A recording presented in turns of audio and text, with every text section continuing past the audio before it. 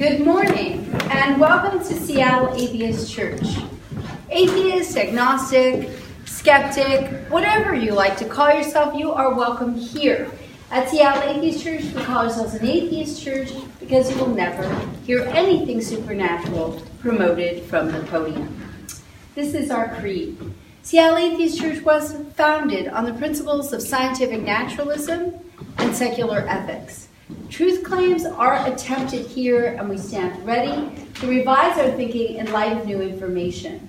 We attempt to be excellent to all conscious beings, and we believe in good because good works in non-mysterious ways.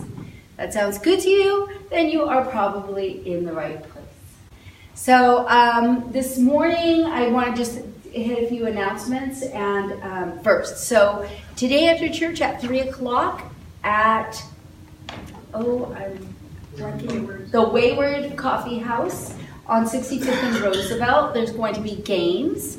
So if you like to play board games, and then please join us. And next Saturday at 3 o'clock at Browers, which is in Fremont, we will be having Secular Saturday Social. So basically that's a 21 and older thing. So please join us for that if you like. If you'd like to support the church, there is a donation jar over there in the back. You can also do it through meetup.com. And those donations basically go for renting this room. So welcome everyone, and come on up, Stephen. All right. Thank you, everyone, for coming today. I'm going to be talking about emotions. So I'm going to be talking about one psychologist's approach to emotions. Her name is Lisa Barrett, and she's very influential right now. She just came out with a book, so I'll be referring quite a bit to the book. I've referred to her in previous sermons because she comes up quite a bit in the literature on emotions. She's a professor of psychology and director of the Affective Science Laboratory at Northeastern University. And again, super influential. That's what attracted me to the subject of emotions today. I really wanted the opportunity to spend some time trying to understand her views about emotions, because as you'll see, they're pretty controversial and I think completely wrong. Whoops, I biased you. But I just wanted to start with that. But the reason I think it's worthwhile spending some time with it is they're having an effect on public policy. They're having an effect on the school system. And so understanding her position is important because it's actually affecting the world around you. So there are some implications. But on a sort of broader note, we've been meeting here for like 3 years now. I've done a lot of talk on emotions. One question is, why is that appropriate for the church? Why is it a good thing to spend time on the subject of emotions? And for me, there's two big reasons. Number one, I'm super interested in the question of happiness. I think a church should be focused on how to, make life more meaningful, more happy for its members. And happiness is an emotion, right? And so understanding the basics of emotion is a good way of trying to understand, well, what does it mean to be a happy human being? So that's one reason. Second reason is, it's listening to me. Alexa. I didn't talk to you, Alexa. Stop eavesdropping, Alexa. Okay, so the other reason is I think emotion has a lot to do with human morality. I'm a believer in, Darwin, Hume, that whole tradition of empiricist morality that I've talked about before, and part of that is an understanding of the moral emotions. And again, if we don't have a good understanding of emotions, how human psychology works, it's hard to make headway in that area. Now, the thing that's been shocking to me is how little agreement there is in the scientific community around what emotions are. It's a really, really controversial subject. I mean, even going back to like the time of William James said that there is as many theories of emotions as there are theorists making up emotion theories. It's just a incredible number of variety of approaches to the whole topic of emotion. I'm sorry to interrupt, but the other reason that this is super important is because it affects how we interact with animals. That's true. Whether or not we believe that animals have emotions, which she does not. Absolutely. In fact, I should emphasize that what Ruth is bringing up is one of the things that she tackles in the book is the whole question of whether animals like dogs or rats have emotions, and small children. have emotions, and depending on your reaction to those questions, you might advocate or be against during experimentation on animals. So there are some important moral implications just in your behavior around what you think about emotions. So anyway, so that's why I think that this is an interesting topic. I think it's worth spending a little bit of time, even on Lisa Barrett's views, because again, she's such an influential person in the community. All right, so let me introduce things by, I have some picture props during this talk. And I want to start with this picture whoops. All right, I'll have to make it more dramatic. This picture right here, what is this a picture of? I know it's kind of hard, I'll pass it around in a moment. Can anyone see that? Angry dog. Oh, thank you. Yes, an angry dog. Nice. Someone said, everyone see I'll pass it around. You can see the picture of I don't want to bias things, but. All right, so the question is that actually a picture of an angry dog? Are we seeing an angry dog there when we look at the picture? According to Lisa Barrett, there's actually two different answers to this question, depending on the perspective of the person looking at the dog. She says, on the one hand, if we're looking at the dog, the answer to the question, are we looking at an angry dog? The answer is absolutely yes. A human, when they see the dog, constructs the perception of an angry dog. So as a human in the culture of the United States, you are in fact looking at an angry dog right now. But she says from the perspective of the dog, no. And the reason that the dog isn't actually feeling angry is because the dog cannot perceive himself as being angry. He doesn't have this concept of anger, and so he's not capable of having the emotion of anger. He is experientially blind to the emotion of anger. So that question, are you looking at a picture of an angry dog, has two answers depending on the perspective of the person asking the question. From our perspective, yes. From the dog's perspective, no. Now, on the face of it, this statement seems crazy. I actually still think it's crazy, but I'm going to spend the rest of the talk explaining Lisa Barrett's position so that I want to unpack enough so you're going to understand where she's coming from, because there's some interesting stuff along the way, too.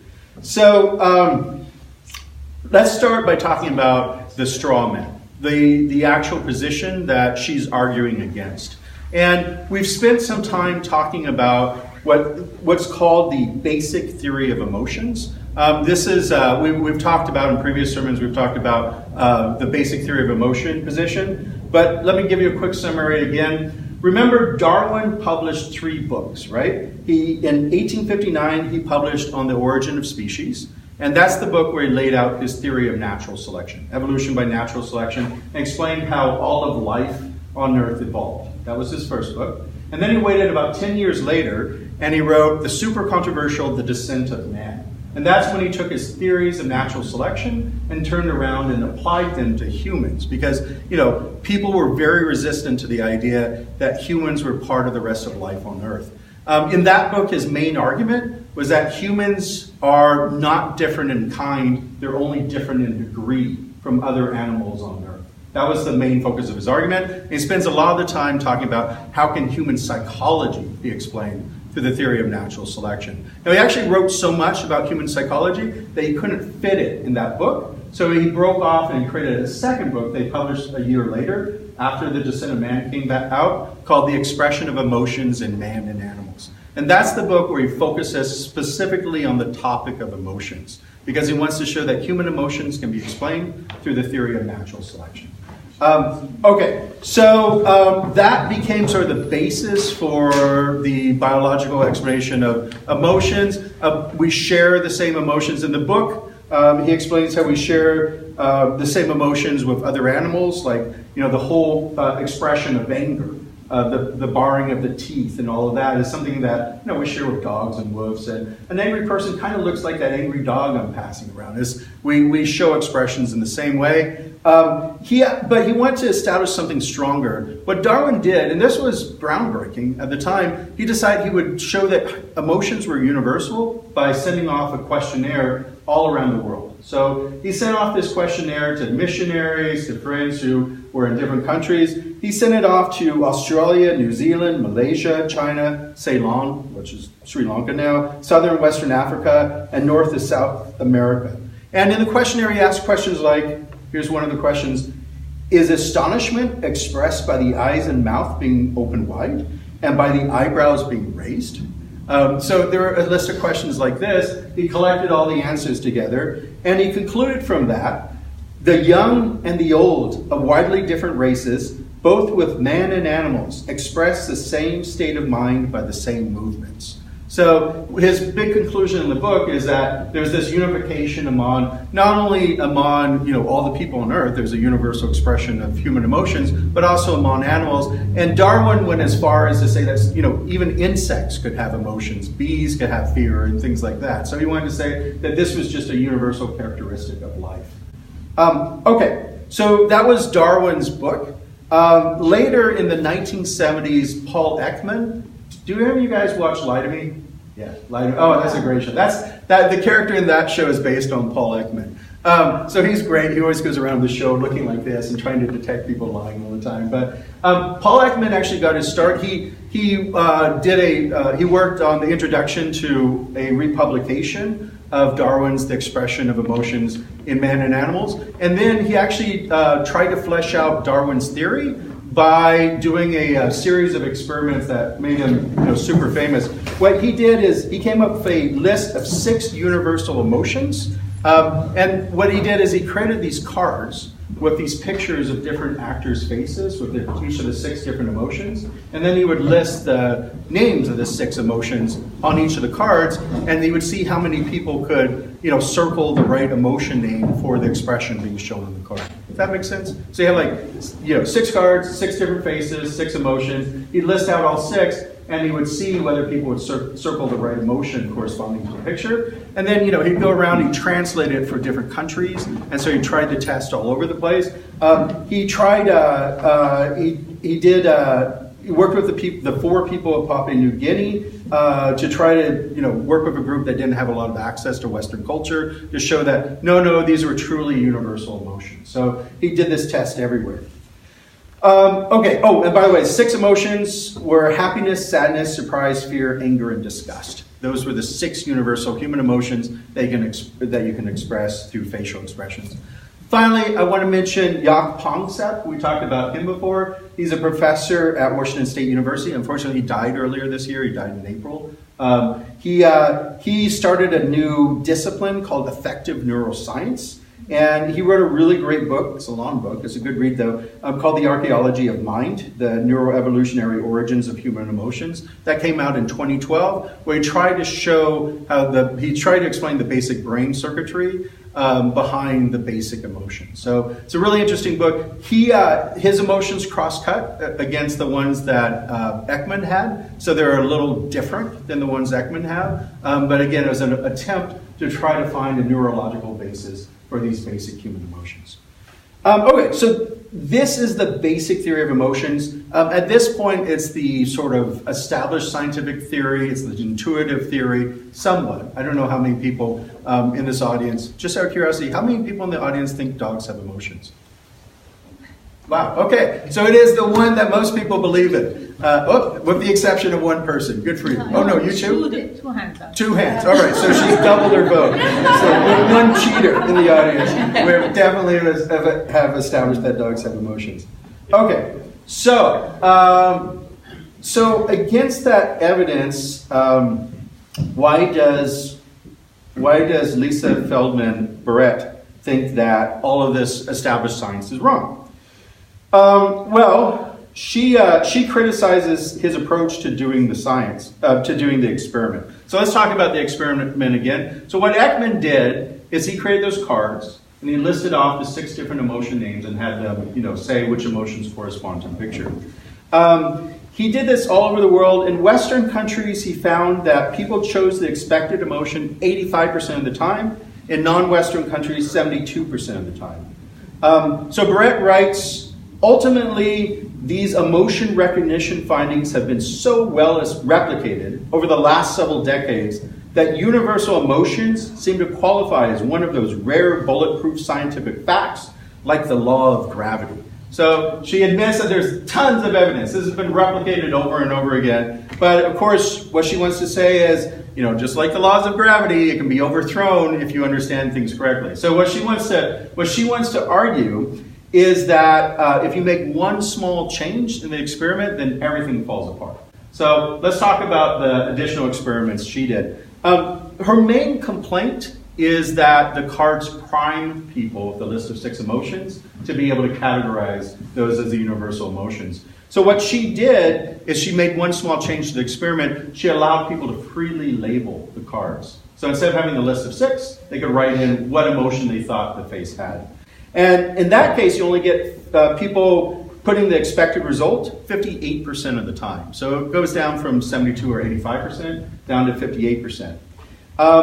But you can keep pushing this more. And so what she then decided to do is just ask people, not an emotion question at all, but she did decide to ask people what word best describes what's going on in this person. So notice she's not referring to what emotion does a person have. She just asked what's going on inside this person, and then it dropped even more.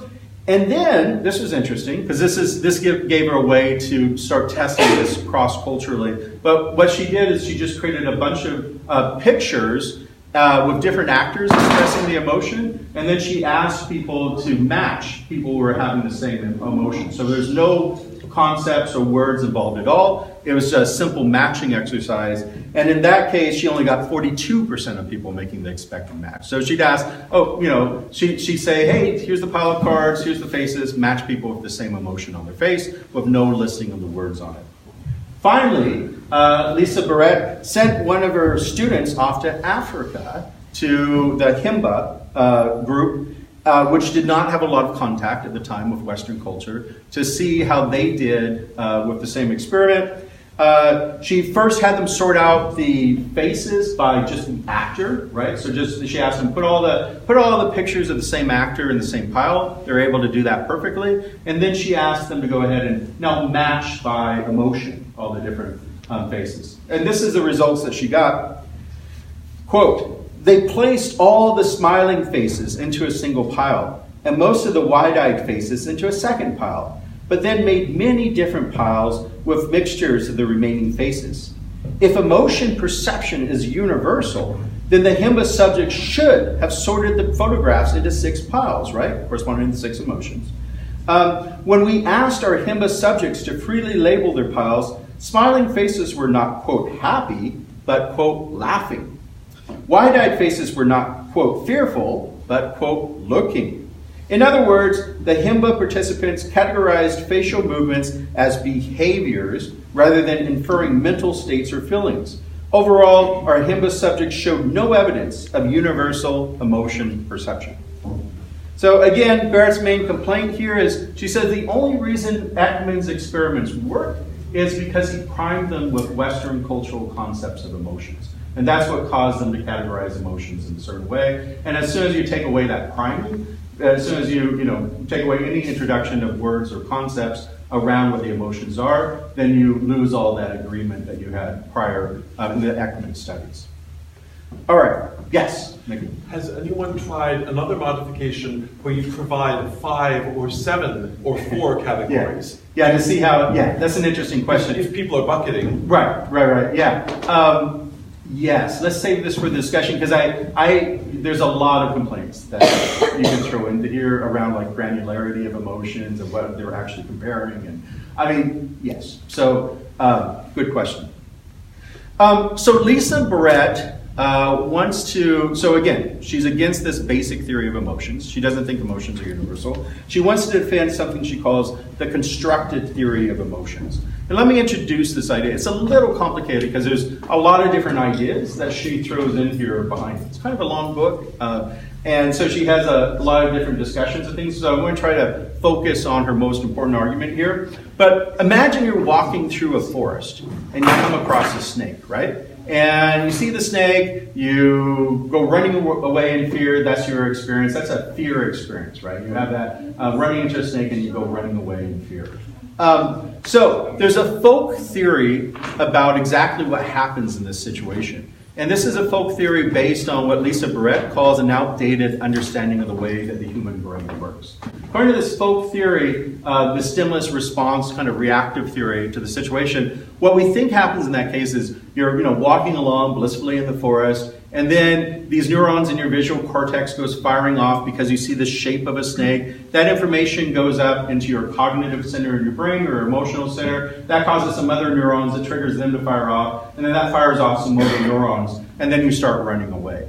And she said that that's an outdated notion of the way that the brain works. She writes, the stimulus response view, while intuitive, is misguided. Your brain's 86 million neurons, which are connected into massive networks, never lie dormant awaiting a jump start. Your neurons are always stimulating each other, sometimes millions at a time.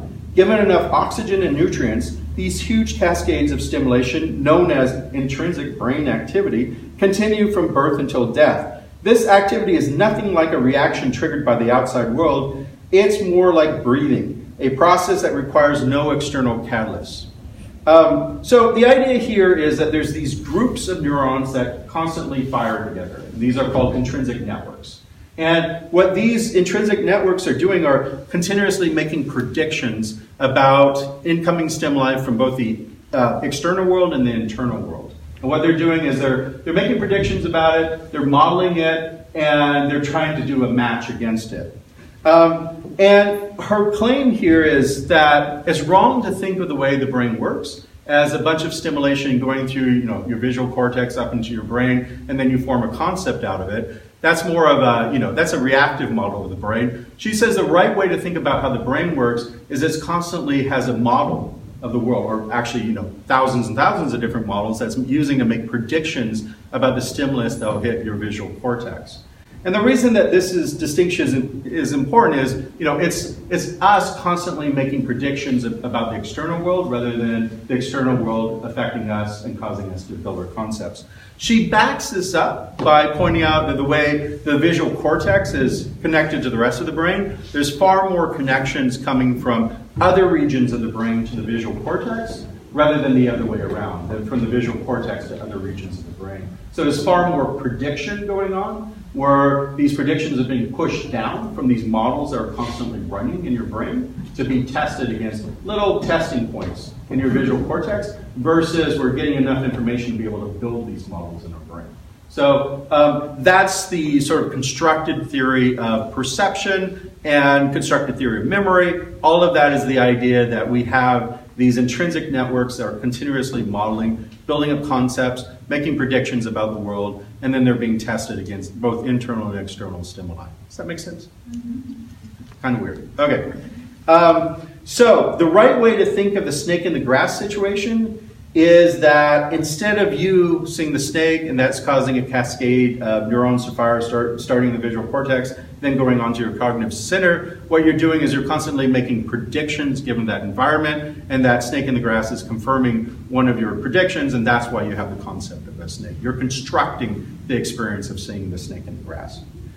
The world is not projected into our brain. Instead, we project concepts onto the world. This is the essence of our constructed theory of perception. All right, so I have some visual aids. Hopefully that will make all this theory make sense. So here we go. What is this a picture of?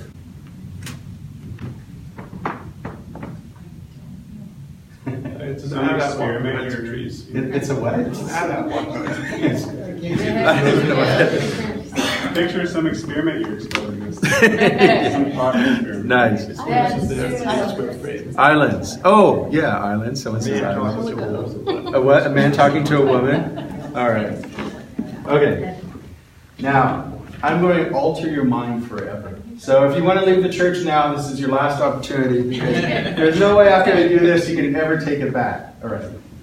Boom. I still can't see what it is. Oh, it's a bee. Oh, okay, cool. And you have to hold them side by side. I will. Yeah, one moment. Let me get. So now I'm altering your brain. I'm giving you a concept of a bee. Your brain's being altered. You're welcome. And now if we hold them side by side. Now the interesting thing is, after you see the bee once, it's really hard to see the blob anymore without seeing a bee in it.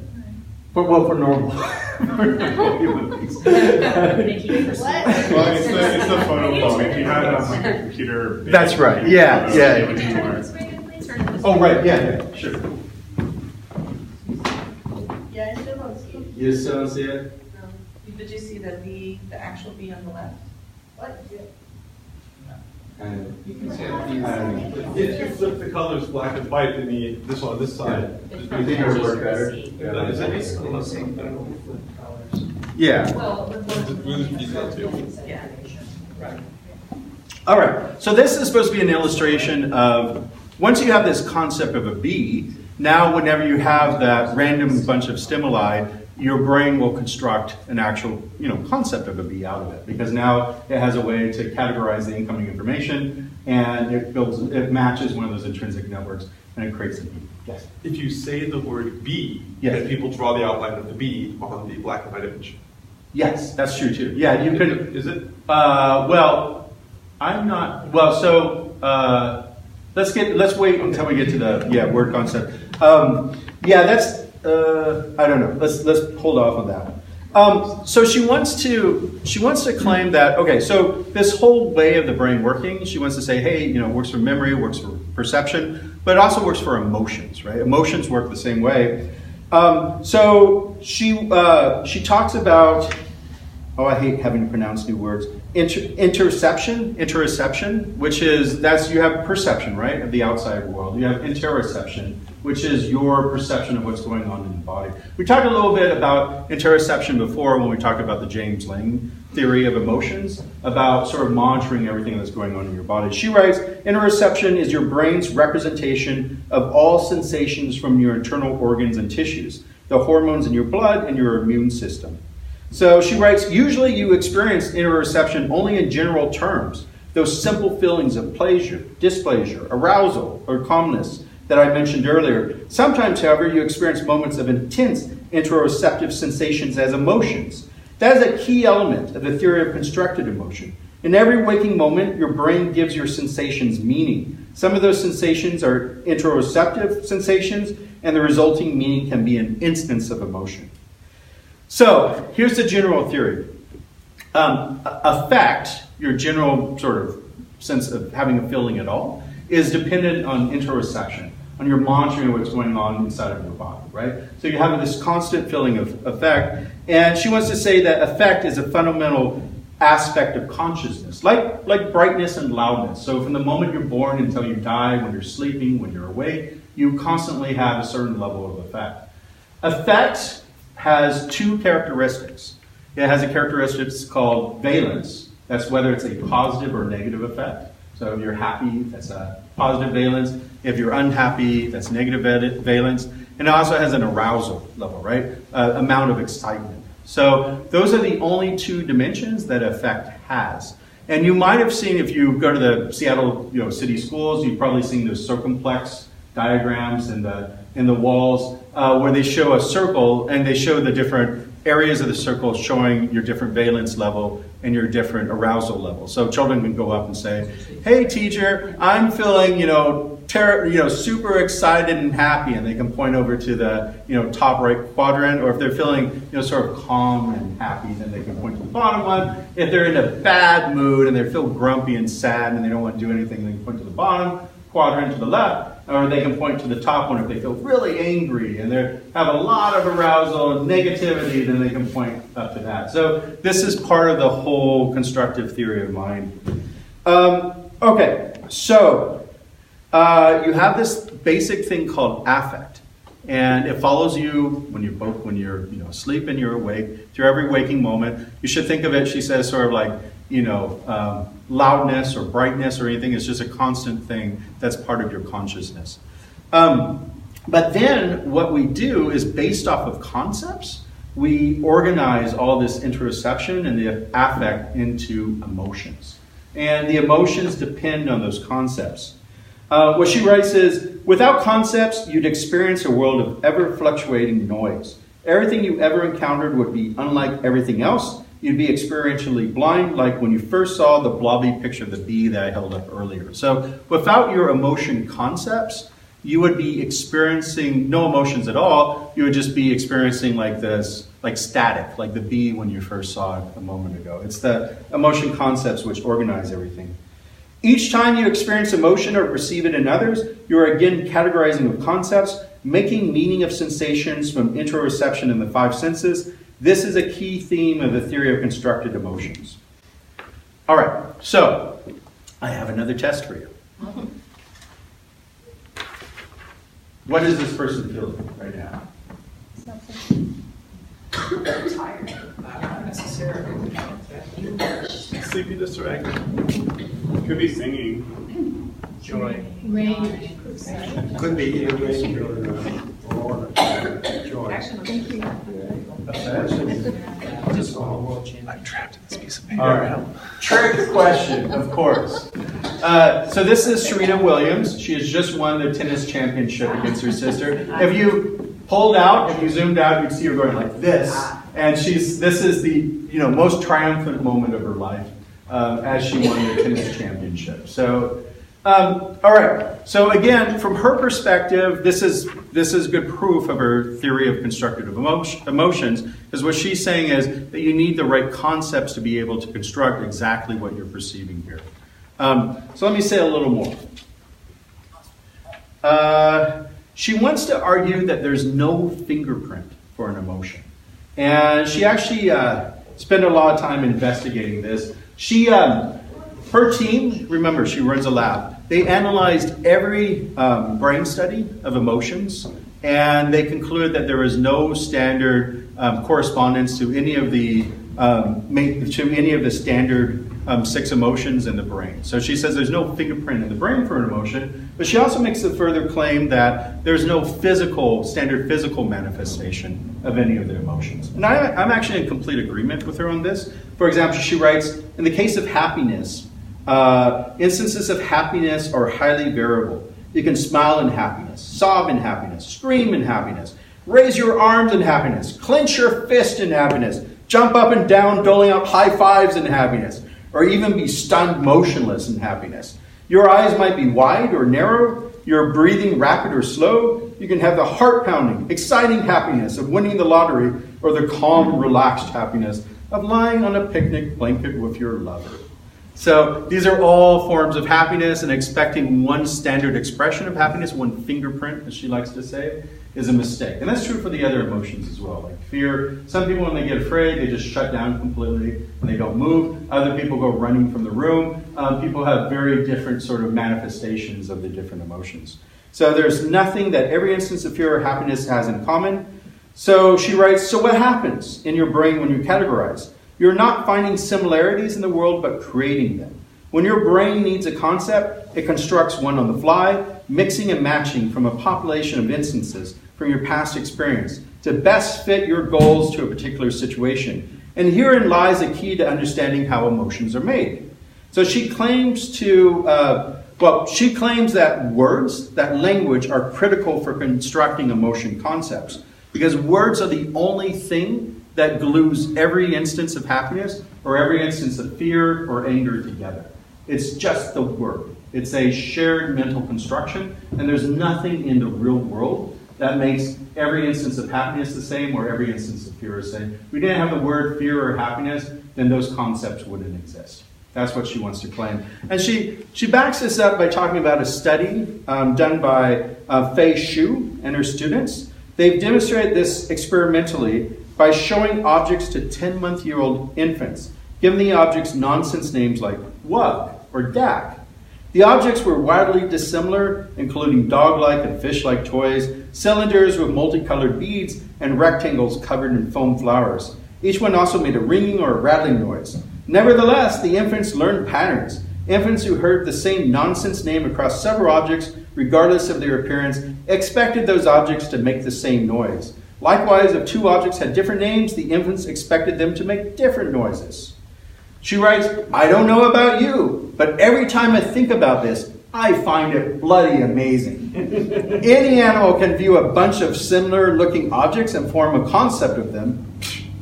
But you can show human infants a bunch of objects that look different, sound different, and feel different, and merely add a word. A word! And these little babies form a concept that overcomes the physical differences. They understand that the objects have some kind of psychological similarity that can't be immediately perceived through the 5 senses. This similarity is what we call the goal of the concept. The infant creates a new piece of reality, a thing called a wug, with a goal to make a ringing noise. Okay, so that's really her essence. The only thing gluing together all of these emotions are just the word. Did you have a question? So then my thought is, although there's words attached to them, I have to disagree because we still have valence.